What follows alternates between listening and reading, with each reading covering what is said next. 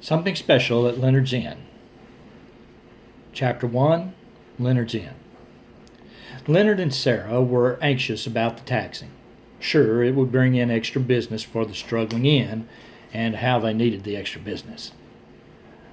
But along with all the extra business came the beggars, liars, and thieves.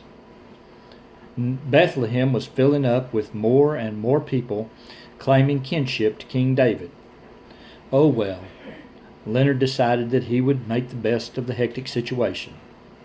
"I'm telling you, Leonard, you should do just as your cousin Reuben is out on Jerusalem Road," Sarah was always giving advice. "You'll be able to weather the long dry spell that follows Caesar's proclamation if you'll simply double, or better yet, triple your prices." "We have enough. We've been over this, Sarah. I will not stoop to gouging my kinsmen with unfair pricing." Leonard was shaking his head in that fatherly way that Sarah had come to love and to hate over the years of their marriage. "We will have plenty simply by sectioning off the common room for families and travelers, and they will all pay a fair price, no more, no less. You see how the inn has been filling up. We'll be out of space before the night is over. The Lord will provide for the dry spells if they come." With the decree from Caesar Augustus, people from all over the empire were flooding into the city of David to be registered and taxed according to their wealth, family size, and age. Leonard was almost prophetic in his prediction on space availability. He overheard the last two travelers saying that they were surprised that they were paying regular rates for the last two beds in town. Other hostelers were completely full, although they had been charging 2 and 3 times the normal price for a mat on the floor. They had a friend that was paying 7 times the going rate out on Jerusalem Road just to have a blanket strung up between his family and an old couple from Bethany. "That Reuben, he is a shrewd one," Leonard smiled to himself, shaking his head in bewilderment.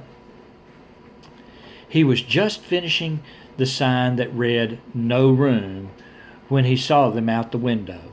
The young couple couldn't have been married long. They were young. The young man appeared to be no more than 20 or 22, and he led a shabby-looking donkey that was carrying the youth's wife, who was obviously great with child. Leonard's heart went out to them. He could tell they were weary from traveling. He opened the door, the newly painted sign hanging absently from his hand. "Sir, I was going to see if you had any rooms left for my small family, but I see you, too, have no space available." The young man's voice was tired and resigned, but he began to turn away to head down the road. "Wait, young man, your wife cannot travel any more in her condition. The streets are filled with thieves and robbers. The night is quickly approaching." Leonard seemed to be beside himself, but for some reason he could not explain. He felt the need to help this young family. "Wait here just inside the door. I will see if there's not some space for you."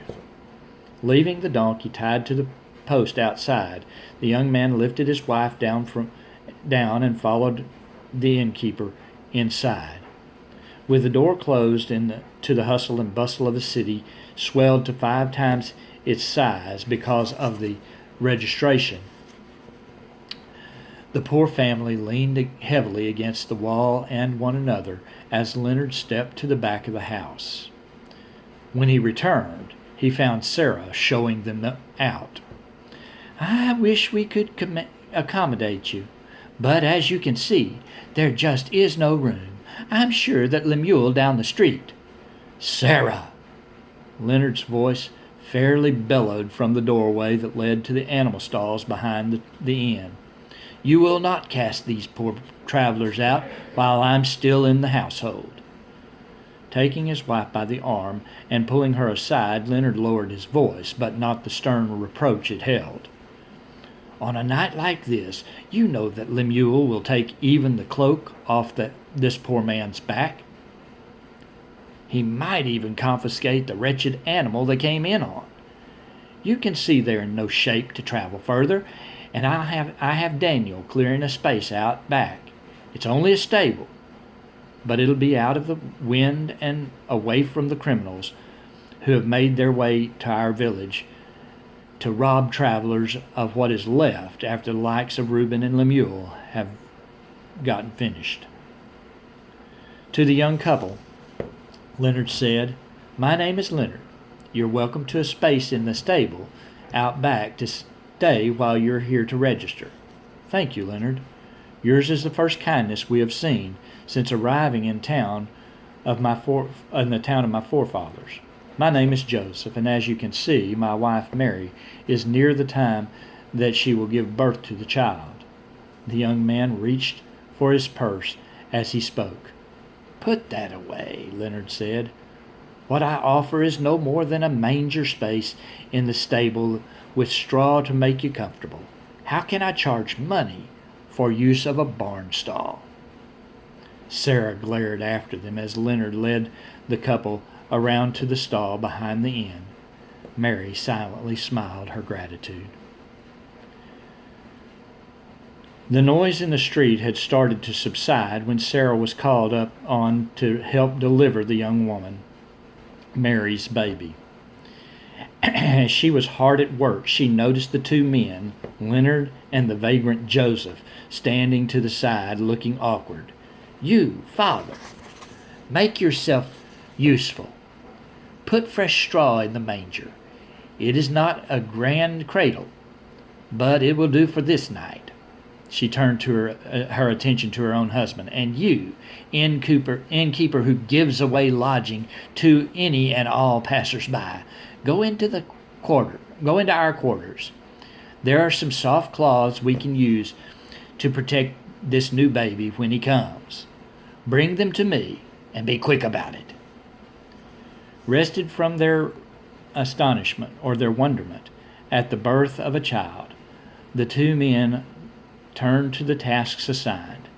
When Leonard returned, Sarah was cleaning the young boy child and getting him ready for the swaddles he had brought from the inn. The baby seemed to glow. Leonard knew that there was something different about this family. He knew that he had done something special that night.